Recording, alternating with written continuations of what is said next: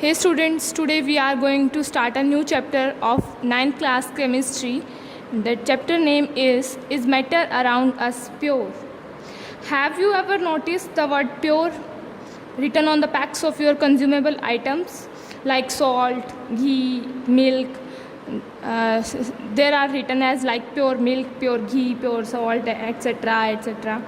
So for a common person, pure means having no adulteration, having no mixing, जिसमें कुछ भी mix ना हो. That is meaning of pure to a common man. But if we talk about scientists or if we talk about some solutions or other things, all these things are actually mixture.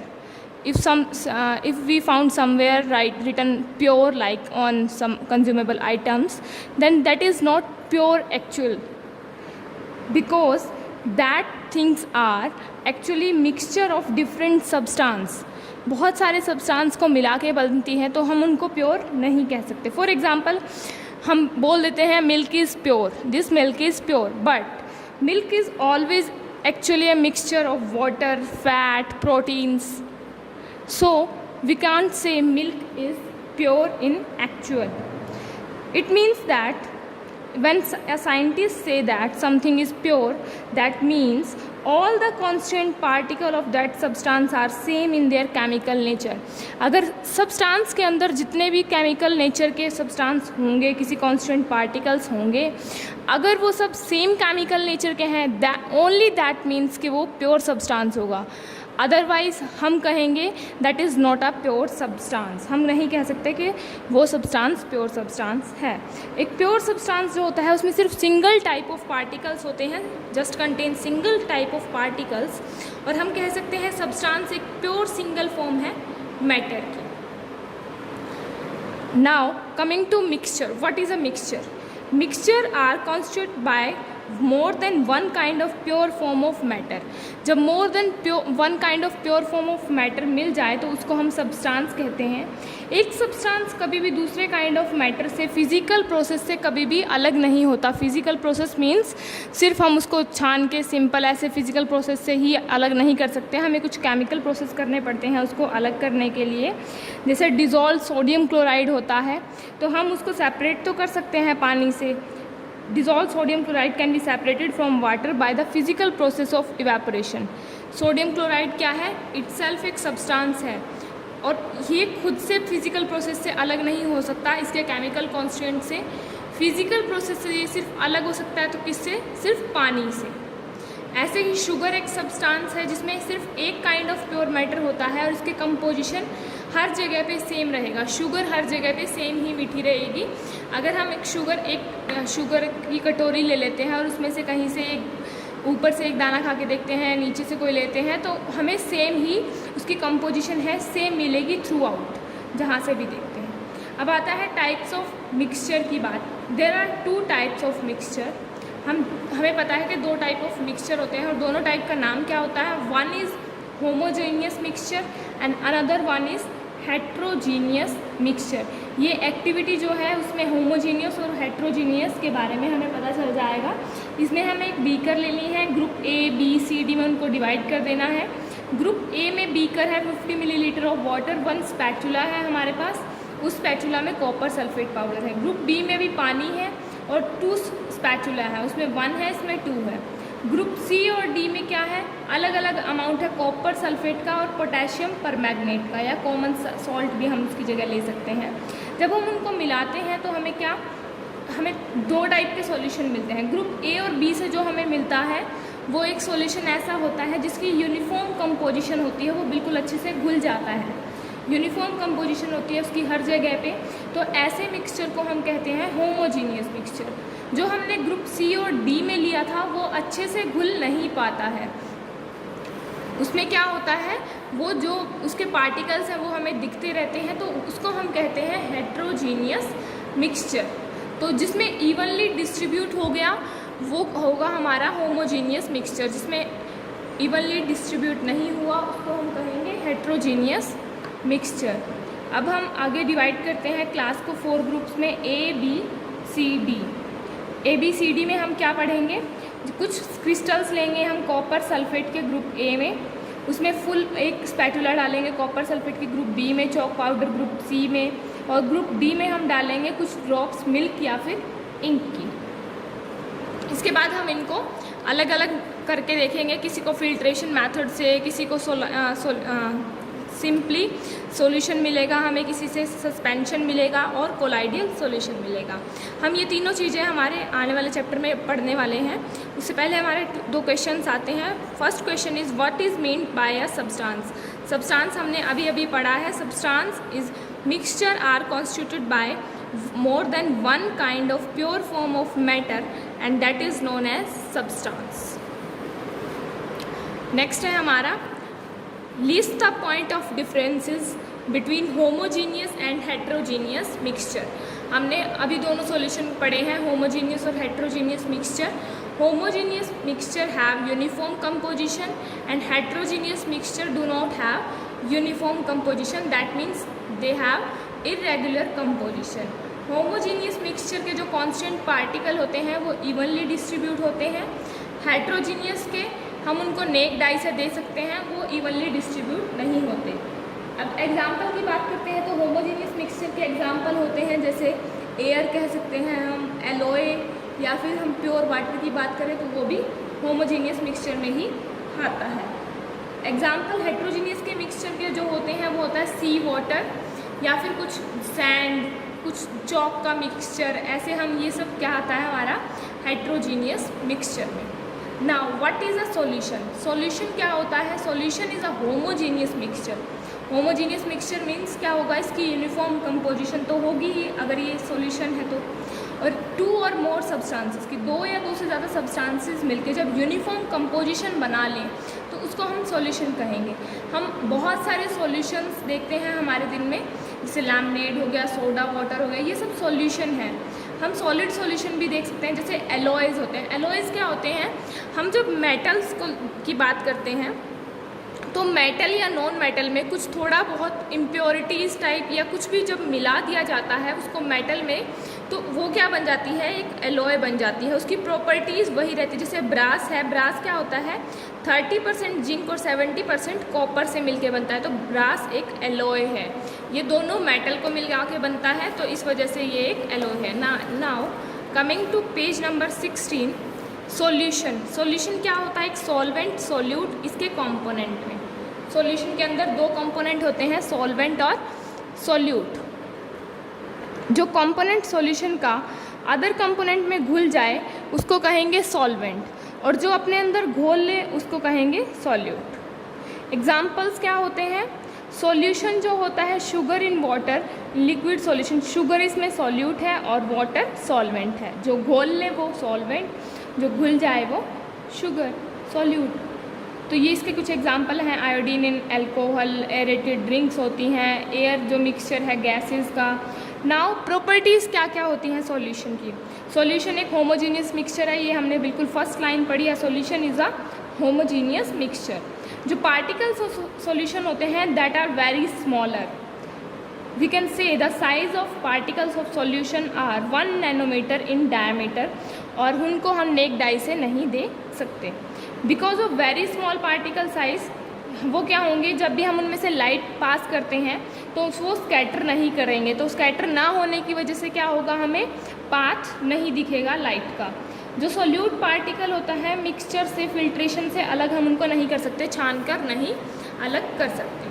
Next है concentration of solution. Concentration of solution निकालने के लिए हम एक formula use करते हैं, और वो फॉर्मूला जो होता है, जब भी हम कंसंट्रेशन ऑफ सॉल्यूशन की बात करते हैं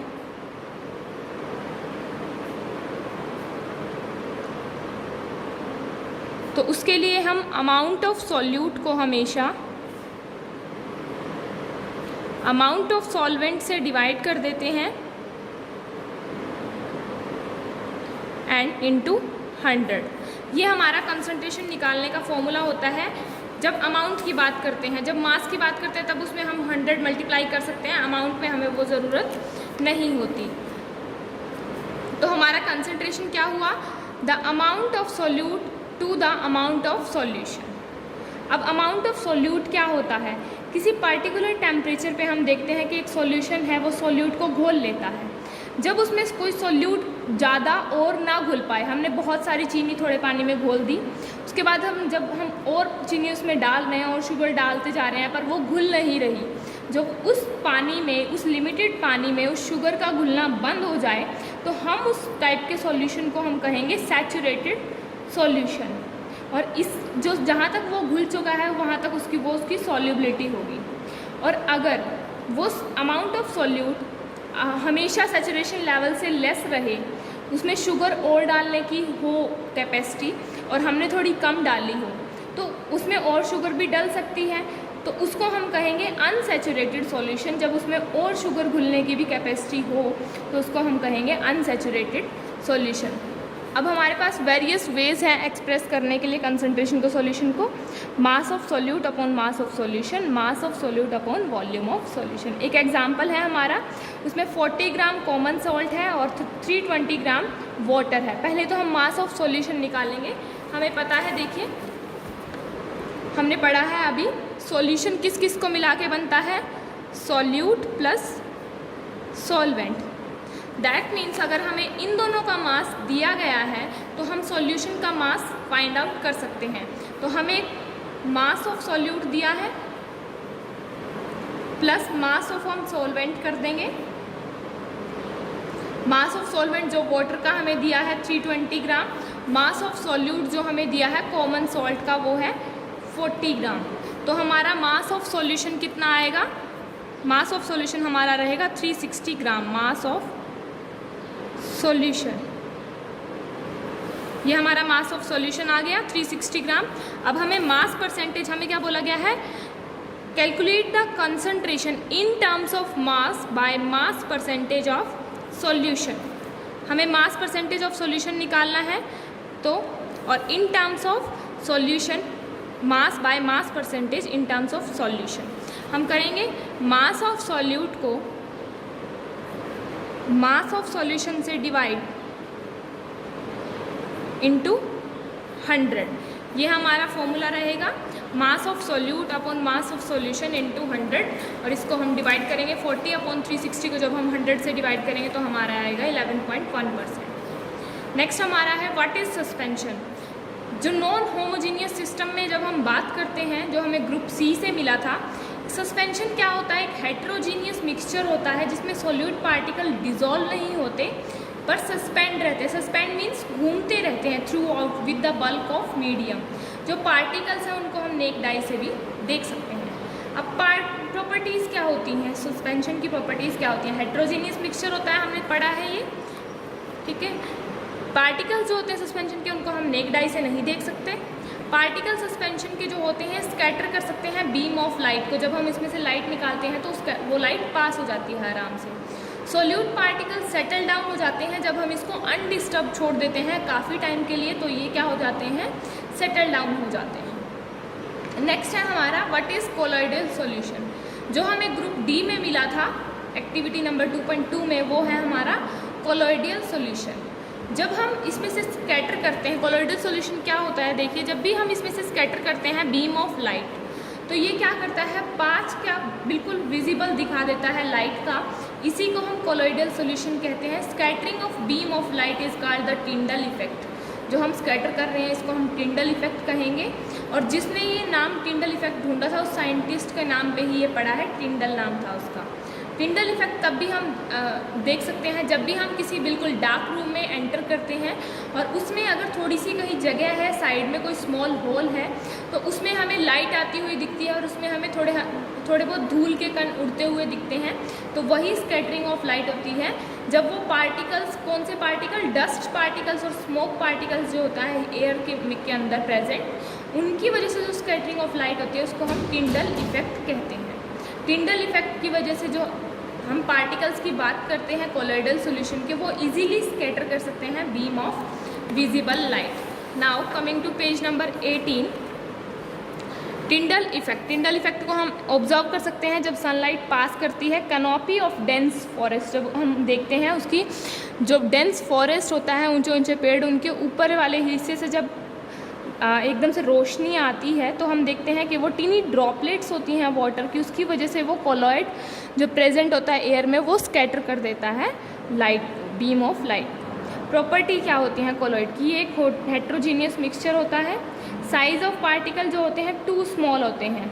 कोलॉइड्स क्या होते हैं? बिग इनफ होते हैं कि वो आराम से स्कैटर कर सकें लाइट को, सेटल डाउन नहीं होते वो जब अनडिस्टर्ब छोड़ जाए, इसीलिए कोलॉइड जो होता है क्वाइट स्टेबल होता है। उनको हम सेपरेट नहीं कर सकते फिल्ट्रेशन से। आगे, component of colloidal solution are dispersed phase and dispersion medium. जो कंपोनेंट होते हैं कोलॉइडल सॉल्यूशन के वो दो टाइप के होते हैं, dispersed phase and dispersion medium. जो सॉल्यूट लाइक कंपोनेंट होते हैं डिस्पर्स पार्टिकल में कोलॉइड फॉर्म में वो डिस्पर्स फेस भी बनाते हैं, और जो कंपोनेंट डिस्पर्स फेस में सस्पेंड कर दिए जाएं तो उनको कहा जाता है डिस्पर्सिंग मीडियम। कोलॉइड्स को हम आगे क्लासीफाई कर सकते हैं सॉलिड, लिक्विड, गैस में। आगे हमें होमोजीनियस और हेट्रोजीनियस मिक्सचर में एग्जांपल्स के साथ बताना है, तो ये हम कर ही चुके हैं। यूनिफॉर्म कंपोजिशन होती है, इसमें नॉन यूनिफॉर्म होती है, इसमें इवनली डिस्ट्रीब्यूट होते हैं, इसमें नॉन इवनली डिस्ट्रीब्यूट होते हैं। इसके example air, alloy, pure water था। इसके एग्जांपल मिक्सचर ऑफ चॉक भी हम ले सकते हैं।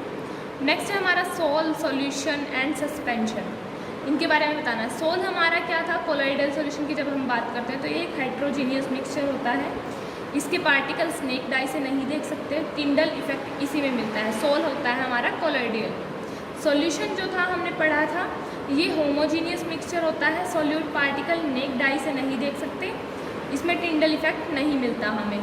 इसका एग्जाम्पल होता है सॉल्ट इन वाटर। सस्पेंशन क्या था? सस्पेंशन हमने पढ़ा था, ये एक हेट्रोजीनियस मिक्सचर होता है। इसमें सॉल्यूट पार्टिकल इसमें देख सकते हैं हम आराम से विद नेक डाइज, और इसमें टिंडल इफेक्ट ऑब्जर्व होता है। और जो फोर्थ इसका एग्जाम्पल होता है, जैसे चॉक पाउडर होता है या वाटर के अंदर चॉक पाउडर जब हम मिला दें तो ये इसका एग्जाम्पल होता है। यहाँ कोलॉइड्स के कुछ एग्जाम्पल दिए गए हैं, डिस्पर्सिंग फेस में, डिस्पर्सिंग मीडियम में, टाइप्स, अल्कोहल। और एक एग्जाम्पल है हमारा थर्ड क्वेश्चन जो हमारा दिया गया है वो है न्यूमेरिकल हमारा। इसमें 36 ग्राम सोडियम क्लोराइड है, डिज़ोल्व हुआ है 100 ग्राम ऑफ वाटर। पहले तो हम वही करेंगे, मास ऑफ सॉल्यूशन निकालेंगे। वो किसके मास के इक्वल होगा? मास ऑफ NaCl, मतलब सोडियम क्लोराइड जो इन्होंने हमें बोला है, और mass of water. Mass of water is 100 gram and mass of sodium chloride is 36 ग्राम। तो हमारा मास ऑफ सॉल्यूशन हुआ 136 ग्राम। हमें निकालना है mass of solution in concentration at this temperature. Concentration निकालनी है तो हम निकालेंगे mass of solute upon mass of solution into 100, that is 36 upon 136 into 100। इससे हमारा आंसर आ जाएगा। So this was our chapter number 2 part 1। हम नेक्स्ट पार्ट में हमारा सेपरेशन पढ़ेंगे। सेपरेशन में हमारी कुछ टर्म्स आएंगी, उनको पढ़ेंगे। So thank you students for today.